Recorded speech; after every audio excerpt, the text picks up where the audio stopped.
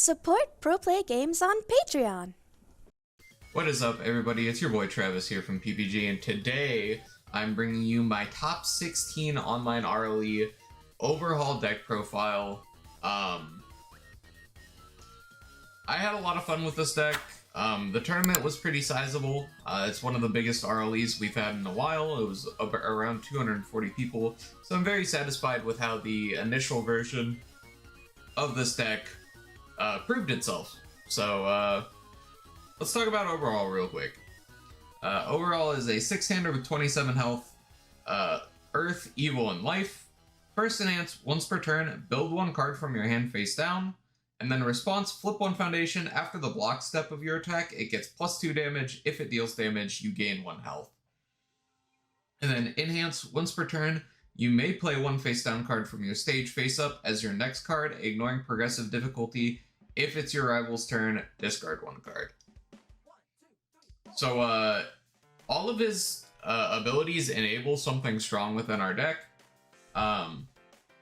His response flip one foundation enables his once per turn enhance, which is very good, because you can do things like flip a foundation that you had to commit during your aggro turn after using your once per turn to basically reset that foundation by playing it as your next form. And you can do that regardless of whether they block your attack or not, which I think is pretty neat. So yeah, without further ado, let's get into the actual deck itself. So my deck was 66 cards in total. Let's start with the attacks. So I played 3 copies of Hardened Frenzy. This was originally a 4 of, but it ended up coming out. So I took one out for, it was this and a Hardened Chop. I took out for 2 copies of Tetra, and I do not regret it. Tetra is an insane card, and I might even bump it up to 3. Maybe just throw another attack on top, because I was kind of having an issue saying attack sometimes. But not that often. Very good card. Very synergistic with the deck as well, because our character turns on the top enhance. Rapid Punches, we played 4. Yeah, this card just says it's a 5 low for 6 in this character, essentially, that draws you a card and gains you a life when it hits them. We don't play the other punch. I did think about it because unflipping foundations is really good. There's an argument to be made.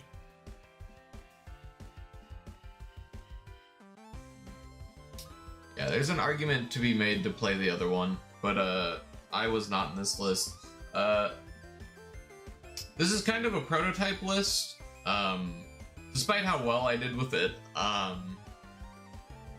There are some things that can be changed to be made better. 4 copies of Jab. I mean, this one's kind of obvious. We're a character that loves to build stuff face down. So we're just always going to have a lot of face downs that we can pick up off this. Also, there were a lot of times where I would like build 5 on turn 1.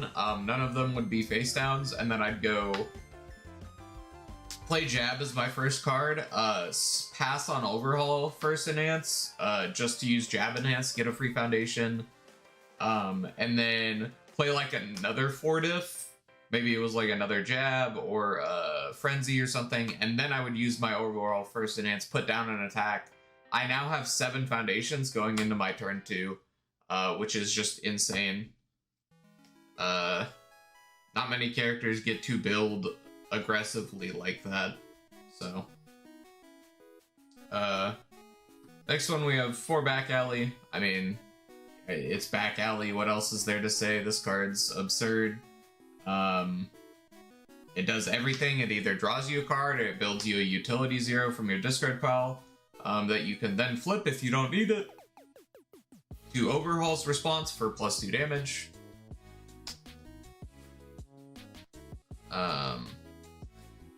3 Hardened Chop. This card was just a really good loop target for like Prehensile Tail plus Bullno Punches or Jab plus Hand of Confession, which is the other combo that's in this deck.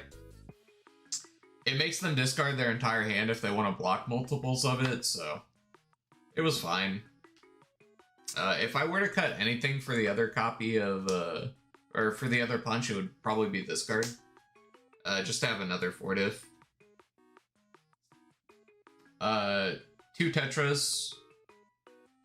Yeah, I mean, this card's just insane. It's, for those that don't know what it does, it's a 5-diff, 4 high for 4, with Echo and Fury. Echo meaning you can response, discard a momentum. After this attack resolves, you can play it again. And this card also has a static that says when you play this card from anywhere other than your hand, it gets -1 difficulty and +2 speed. So it's a 4-diff, 6 high for 4, and then you can lose 3 vitality as an enhance. If it deals damage, you add any card with a printed difficulty of 4 or less from your discard pile to your hand. So 90% of the time, this card was picking up this. This card would turn itself from 1 attack into 5 attacks by Echo, discard a momentum. Oh, I discarded an attack from my momentum, or like a jab or something. I'll pick it back up when it deals damage because it's a 6 high. And if we have any talented bakers, it gets even faster. Yeah, I'll pick this back up, play this jab, pick up an attack that was face down. So like, anytime I did draw like no attacks, as long as I drew this attack and one of them touched, I was getting like 4 more attacks. It was like actually insane how crazy that card is. Onto the foundations. 3 internship with Best Genus. I kind of want to move this card up to a 4 of, because I went second so much yesterday. I won 2 die rolls the entire day. Sorry, yawning. I won 2 die rolls the entire day yesterday. And this card is just insane going second. When my opponent builds 4, and then my response is to build 5, and I built 1 or 2 of this, you now have 2 foundations that actually have card text. Like, what do you even do? This card was just crazy. And it also fills our discard pile for back alley and stuff, and for Tetra. So, crazy card. 3, it can't be fixed. I mean, it can't be fixed. Like, you just have to play this card at a 3 or 4 of if you're playing any of these symbols. It's a 1 high block that's anti-stun and accelerates your build if they decide to push through your stun wall. Or your anti-stun, I should say. 3 tight-lipped. I mean, it's tight-lipped, flip for 1 damage. There were times where I did actually need the +1 damage in addition to the +2 for my character, so having this card in my deck was very good. It's also just a 1 mid block. Like, 1 blocks are crazy. 2 snack time. Moving on to the 1 diffs. It's deadlock pressure. I think this could pretty easily be a 1 of, but it could also be a 3 of, depending on what you prefer. Because when I did see this card, it was very good. And this deck has a very specific playstyle. It really wants to build the deadlock on turn 2, especially if you see your opponent doesn't have relevant deadlock threats. And then you just kind of get to play the game however you want, because you pressure them with deadlock threats like this, Prehensile Tail, and Pull No Punches, which we'll get to in a bit. 3 manly. This card is insane in this character. I might bump it up to a 4 of because I didn't see this enough. But every time I did, it was just crazy. Like, having this in my staging area and then I overhaul enhance to block from my staging area. I'll block with a foundation that was face down and then I'll manly to build it back down. Face up. Like, it's just so good. This card underperformed, I think. I think I'm cutting this card from the deck.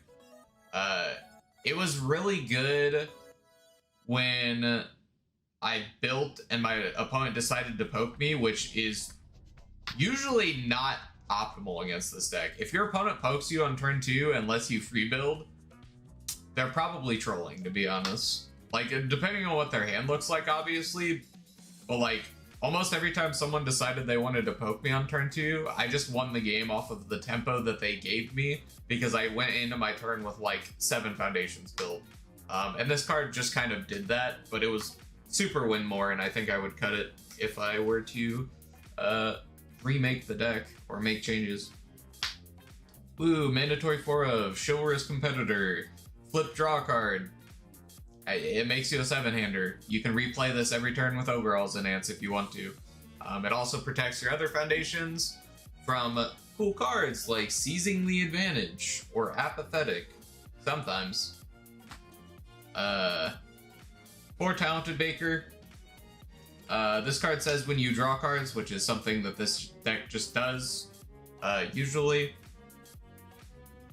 Your attacks get +1 speed for the rest of the turn, times the number of Talented Bakers you have, so very good.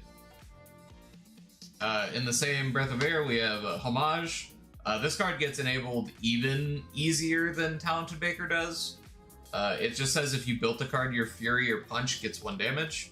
Every attack in the deck is a Fury or a Punch, including Tetra, which is really sick because making Tetra into a base 5, essentially 7 damage move means that your repetition of Echo is essentially 14 damage by itself for just 1 momentum. 3 new training. This card needs to become a 4 of. Building this card on turn 1 and building 5 all the time. Like every time I saw this card, I built 5. There was not a single time where I saw this card and I built 4. It was always build 5. This card's just crazy. It also helps us find relevant foundations and gets us card advantage. 3 Prehensile Tail. It is a relevant part of our loops with like pull no punches, being able to insta snap a momentum and then prehensile tail it back to our hand is very good. It's also a relevant deadlock threat in the fact that it gives throw, and it's momentum hate, which was actually pretty relevant. A lot of people using momentum this format. Cooperation offer. This card was really good. It was really good against all the Mirios that were at the tournament. Flip, return this attack to its printed zone, give it -3 speed. Obviously very good against the guy trying to zone change everything to low. And then it also just has commit if this attack was not played from your hand, +2 damage, which did actually come up. Very, very cool. 3 Hand of Confession. Yeah. This card enables you to do so many loops with Hardened Jab. For those that don't know, this card does, because it's a starter deck card that just came out not too long ago. Enhance, add this card to your card pool. Add 1 card from your card pool to your staging area, face down, committed. And then it also has a deadlock response while it's in your card pool that says you flip it after your opponent plays a card to have them reveal their hand, which is kind of insane. It never actually came up, but I'm pretty sure in the situations where it does, it's nuts. Having knowledge of your opponent's entire hand is crazy. They put that on a once per game character ability. Petty Squabble. This card needs to become a 2 of. This card was probably one of the best cards in my deck.